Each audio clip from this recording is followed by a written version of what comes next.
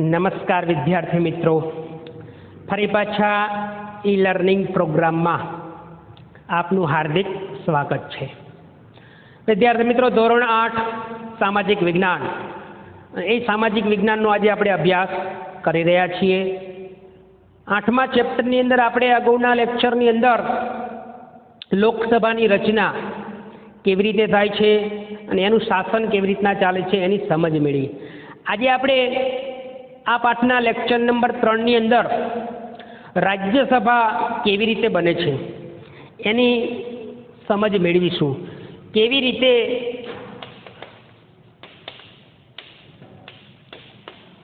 રાજ્યસભા બને છે એની માહિતી મેળવીશું. સૌથી પહેલા સંસદનો આ ભાગ છે રાજ્યસભા. આપણે અગાઉના લેક્ચરની અંદર વાત કરી, સંસદમાં કોનો સમાવેશ થાય તો એમાં રાષ્ટ્રપતિ, ઉપરાષ્ટ્રપતિ, રાજ્યસભા અને લોકસભા. લોકસભા વિશે આપણે આગળના લેક્ચરની અંદર વિદ્યાર્થી મિત્રો વિગતવાર ચર્ચા કરી. 545 બેઠકો હોય, અલગ અલગ રાજ્યોમાં વસ્તીની દ્રષ્ટિએ અલગ અલગ સંખ્યા હોય અને સમગ્ર મત વિસ્તારના લોકો મત આપી અને એ સંસદ સભ્યને ચૂંટે છે, જેને આપણે મેમ્બર ઓફ પાર્લામેન્ટ પણ કહીએ છીએ. તો આ રાજ્યસભાના સભ્યને પણ MP, મેમ્બર ઓફ પાર્લામેન્ટ કહી શકાય છે.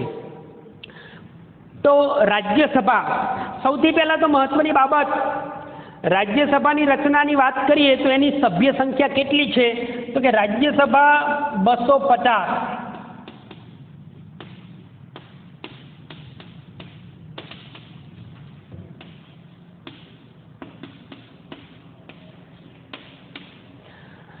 રાજ્યસભા 250 સભ્યોની બનેલી છે.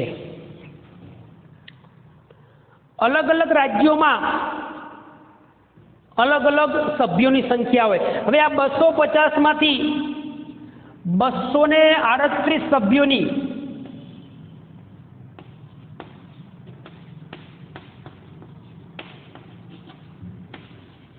મતદાન દ્વારા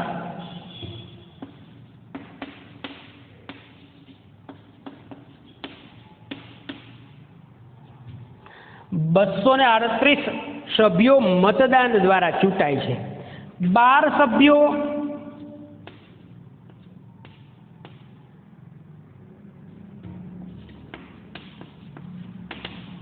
રાષ્ટ્રપતિ,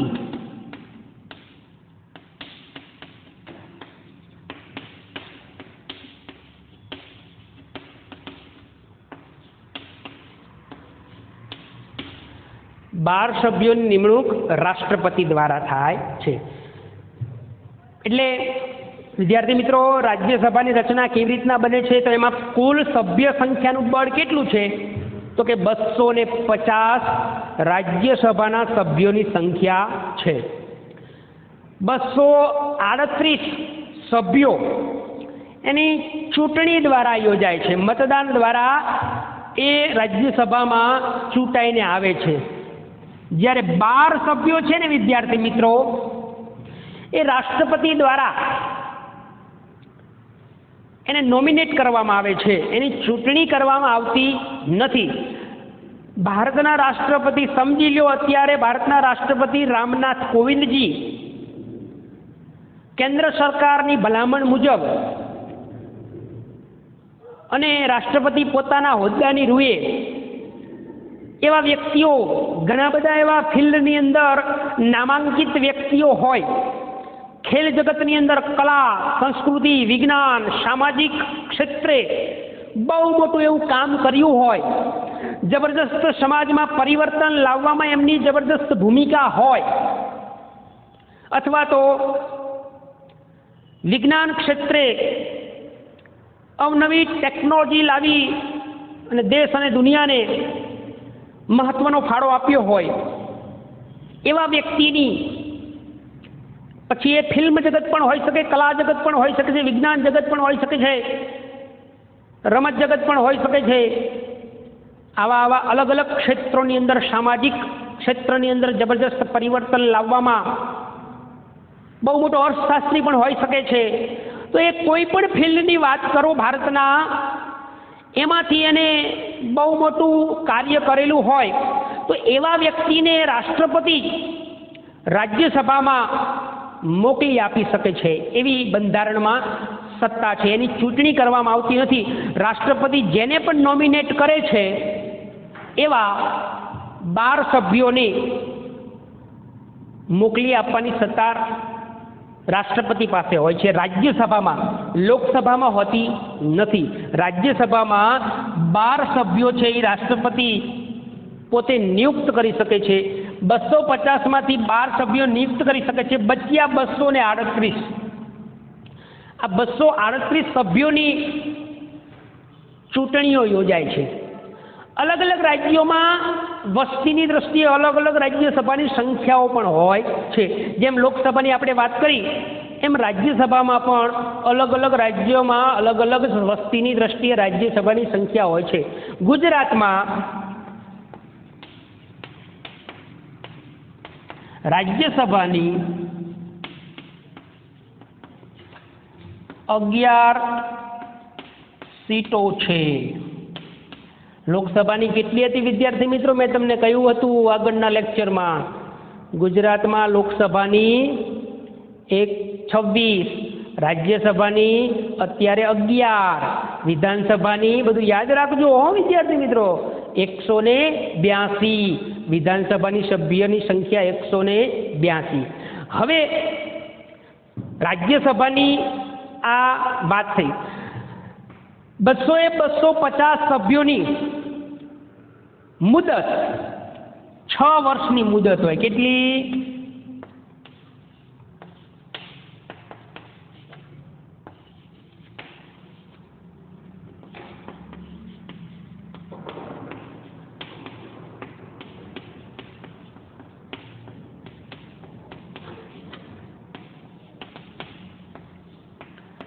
6 વર્ષ માટે જ્યારે કોઈ પણ સભ્ય રાજ્યસભા માટે ચૂંટાય છે ત્યારે 6 વર્ષ માટે ચૂંટાય છે. રાજ્યસભા એક કાયમી ગૃહ છે. કેવું છે?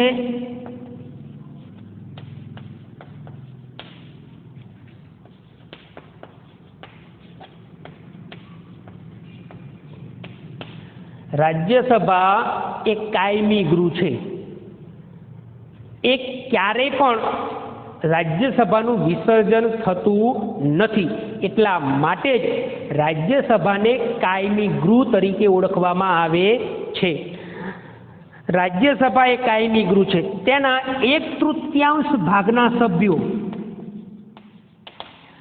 દર 2 વર્ષ માટે, દર 2 વર્ષે નિવૃત્ત થાય છે.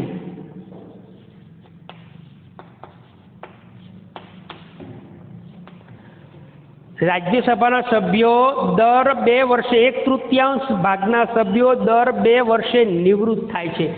તેટલા જ સભ્યો 2 વર્ષે નવા જોડાય છે. એટલે 2 વર્ષે નિવૃત્ત થાય 1/3 ભાગના, એટલે કે 3જા ભાગના સભ્યો નિવૃત્ત થાય, એટલા ને એટલા જ સભ્યો ફરી પાછા 2 વર્ષમાં જોડાય છે. એટલે આ રાજ્યસભા એક કાયમી ગૃહ છે. ક્યારે પણ એનું વિસર્જન થતું નથી. જ્યારે લોકસભાનું છે એ વિસર્જન થાય છે. 5 વર્ષ પછી એનું વિસર્જન કરી અને ફરી પાછી નવી લોકસભાની ચૂંટણીઓ આવે છે અને નવી કેન્દ્ર સરકારની રચના થાય છે. જ્યારે રાજ્યસભા ક્યારે પણ બરખાસ્ત થતી નથી. એના સભ્યોની મુદતની સંખ્યા, મુદત કેટલા વર્ષની? તો કે 6 વર્ષ માટે ચૂંટાય છે.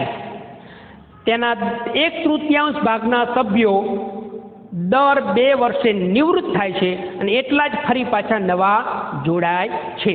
હવે રહી વાત રાજ્યસભાના સભ્યોની ચૂંટણી કેવી રીતના યોજાય છે. સમજી લ્યો ગુજરાતમાં 11 રાજ્યસભાની સીટો છે. તો એ 11માંથી 3જા ભાગના સભ્યો દર 2 વર્ષે નિવૃત્ત થાય. 3, 3, 6, 3, 9, 2 બીજા વધે એટલે 4. કોઈક વખત 4ની ચૂંટણી આવે દર 2 વર્ષે, કોઈક વખત 3ની ચૂંટણી આવે. તો એ ચૂંટણી યોજાય એક્ઝામ્પલ તરીકે ગુજરાતમાં રાજ્યસભાની 4 સભ્યોની ચૂંટણી છે, તો એમાં પ્રત્યક્ષ રીતે દરેક ગુજરાતનો મતદાર મત આપી શકતો નથી, પરંતુ એ પરોક્ષ રીતે મત આપી શકે છે. કેવી રીતના?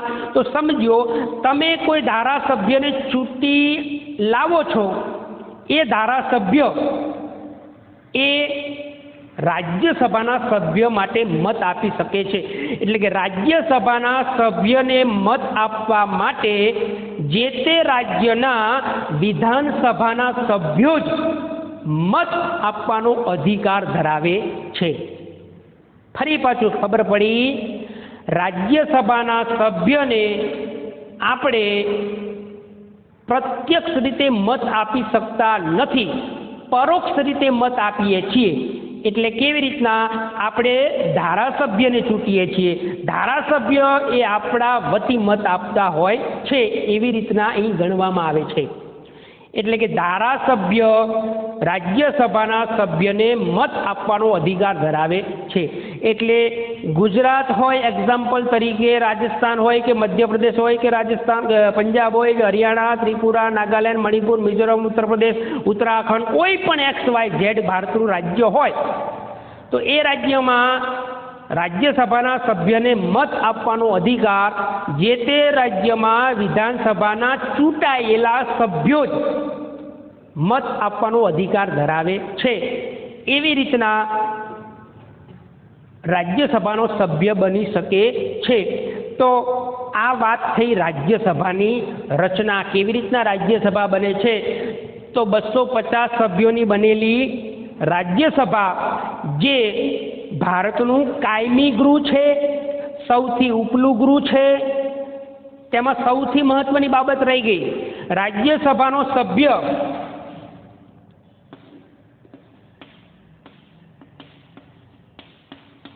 રાજ્યસભાના સભાપતિ એ ઉપરાષ્ટ્રપતિ હોય છે. જ્યારે રાજ્યસભામાં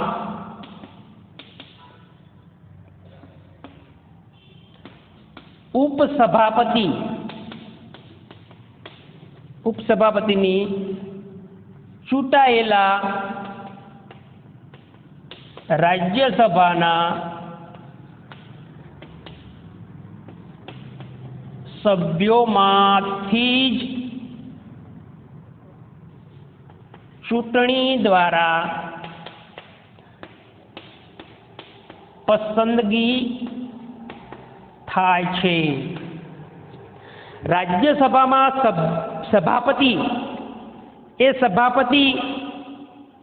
એ હોદ્દાની રૂએ ઉપરાષ્ટ્રપતિ જ સભાપતિ હોય છે. જ્યારે ઉપસભાપતિ, જેને ડેપ્યુટી સ્પીકર કહી શકાય, એ 250માંથી જે ચૂંટાયેલા સભ્યો છે એમાંથી જ મતદાન દ્વારા જ કોઈ એક સભ્યને ઉપસભાપતિ તરીકે ચૂંટવામાં આવે છે, એની પસંદગી કરવામાં આવે છે. તો આટલી બાબત એ રાજ્યસભાની છે. હવે લોકસભાની, રાજ્યસભાનું મહત્વ સમજાવ્યું તમને. લોકસભાએ પસંદ કરેલા, ફેરફાર કરેલા કાયદાઓ, ખરડાઓને રાજ્યસભામાં મોકલવામાં આવે છે. રાજ્યસભામાં મોકલવામાં આવે છે અને એ રાજ્યસભામાં ચર્ચા વિચારણા કરી એમાં ફેરફાર કરવા માટે પણ રાજ્યસભા એ લોકસભાને મોકલી શકે છે. લોકસભાએ જે પણ ખરડાઓ પસાર કર્યા હોય તે રાષ્ટ્રપતિ પાસે મોકલવામાં આવે છે અને રાષ્ટ્રપતિની સહી દ્વારા એ ખરડાઓ બનતા હોય છે. કોઈ પણ કાયદામાં ફેરફાર કરવો હોય તો સૌથી પહેલાં આખા દેશની અંદર કોઈ પણ કાયદામાં ફેરફાર કરવો હોય તો પહેલાં લોકસભાની અંદર પસાર કરવો પડે. લોકસભા પસાર કર્યા પછી એ જ ખરડો રાજ્યસભામાં મોકલવામાં આવે છે. રાજ્યસભામાં એ ખરડા વિશે ચર્ચા વિચારણા કરવામાં આવે છે. ચર્ચા વિચારણાના અંતે એમ જણાય કે આમાં ખરડામાં થોડી એવી ખામી છે, તો એ ખામી દૂર કરવા માટે તેઓ રાજ્યસભા એ પરત લોકસભાને મોકલી શકે છે એવી સત્તા રાજ્યસભા પાસે હોય છે અને રાજ્યસભા જો પસાર કરી આપે તો એ રાષ્ટ્રપતિ પાસે મોકલવામાં આવે છે અને રાષ્ટ્રપતિ એની ઉપર સહી કરે એટલે એ ખરડાઓ મંજૂર કરવામાં આવે છે. દરેક રાજ્યોમાં અલગ અલગ સભ્યોની સંખ્યા હોવાથી દરેક રાજ્યના લોકોને પોતાના પ્રશ્નો દેશ લેવલે રજૂ કરવા માટે લોકસભા અને રાજ્યસભામાં રજૂ કરે એ પણ જરૂરી છે.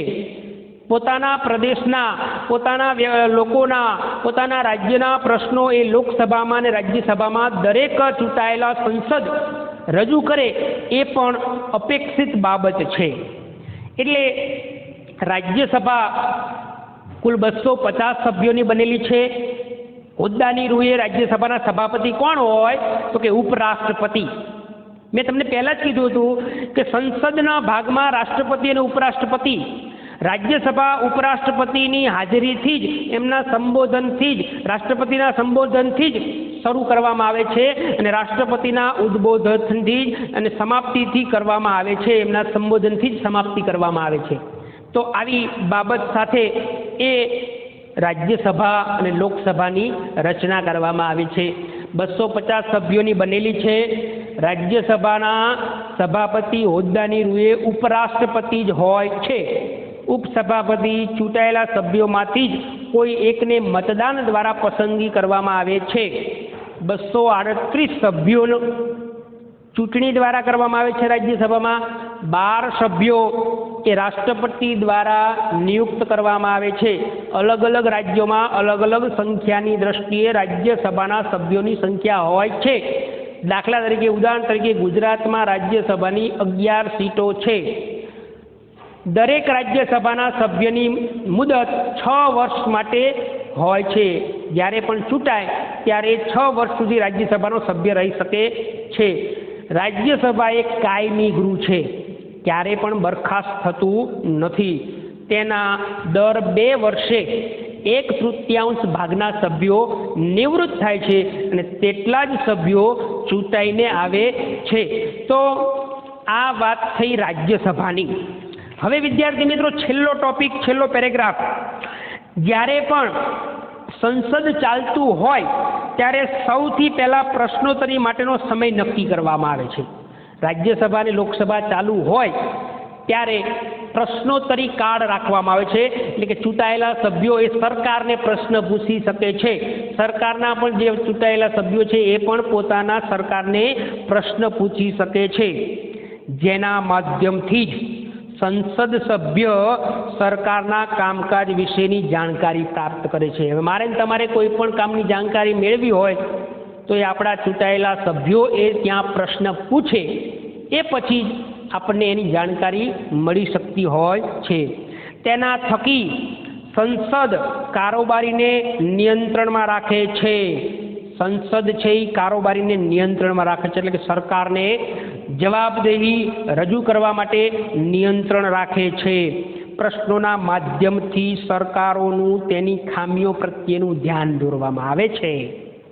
રાજ્યસભા હોય, લોકસભા હોય, તેમાં પ્રશ્નોત્તરી પૂછે અને પ્રશ્નોત્તરી દ્વારા જ સરકાર ક્યારેક ભૂલથી પણ ખોટું કામ કરી રહી હોય તો એના પ્રત્યે એ જવાબો રજૂ કરે, એના ઉપરથી ખબર પડી શકે છે કે સરકાર ખોટું કામ કરી રહી છે.